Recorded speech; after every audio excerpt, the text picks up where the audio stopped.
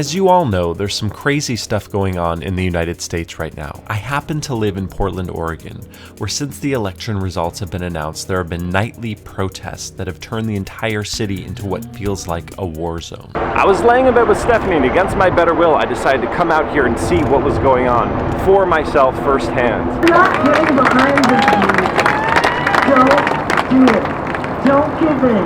Are you going to give in? No! Are you going to get behind President Turd? No! Are you going to go out and get your fucking allies to come out into the streets with you? No!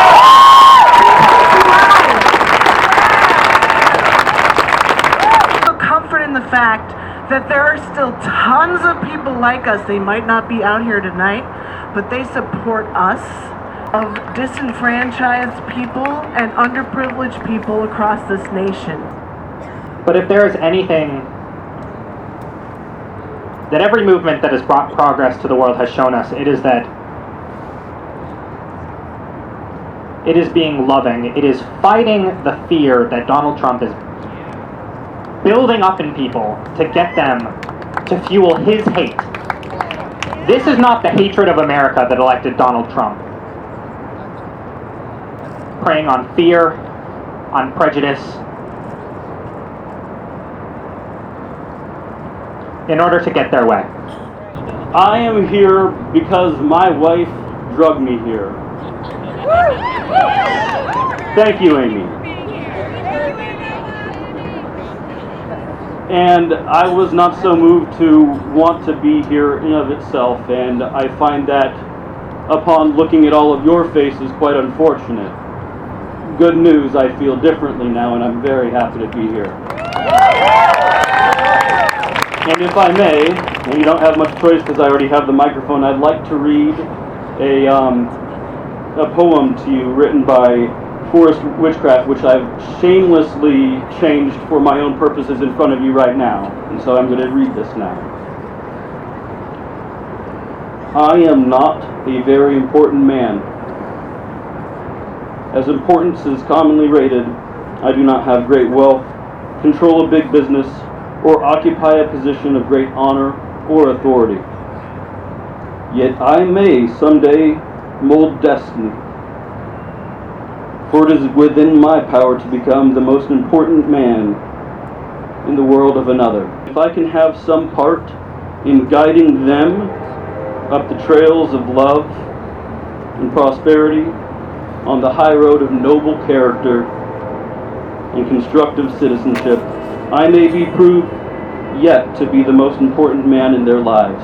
I have it quite easy being a middle-class white man living in Portland, Oregon.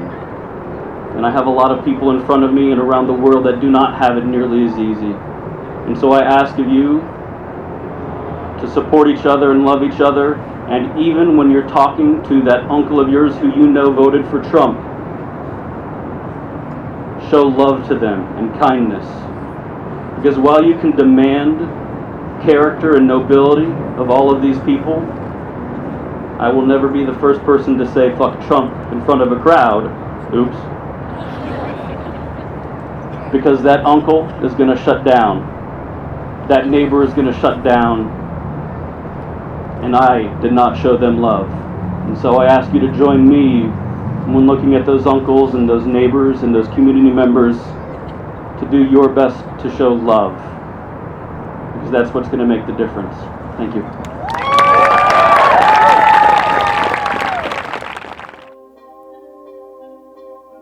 After I had left what felt like a rather peaceful gathering and discussion of what was going on, violence struck out with other protesters all over the city.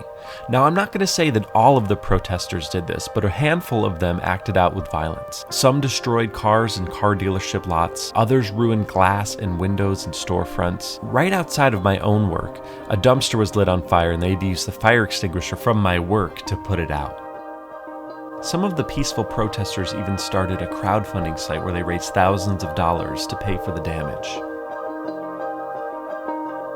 I went back for a second night. I could hear the protests all the way from my house, and although I didn't go to protest myself, I felt it was important to see what was going on. I had no idea where this was taking place. How I found it was following helicopters and police sirens that were wailing from nearly a mile and a half from my house.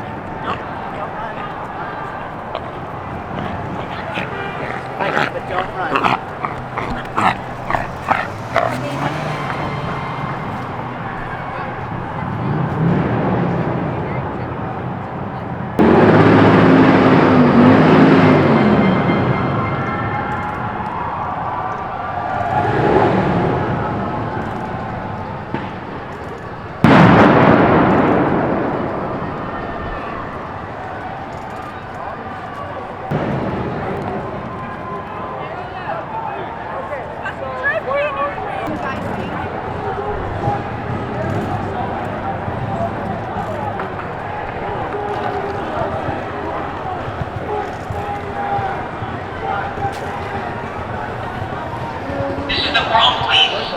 This is an unlawful assembly. You are being directed to leave the area. Failure to comply will result in arrest and prosecution.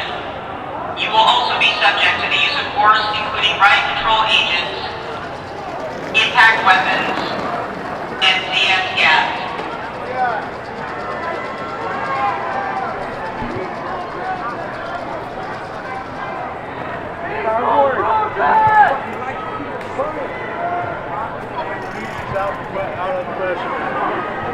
This is the World Police. This is an unlawful assembly. You are being directed to leave the area. Failure to comply will result in arrest and prosecution. You will also be subject to the use of force, including riot control agents, impact weapons, and CS gas. Bring it on, fuckers! Immediately after this, the Portland police let off the gas.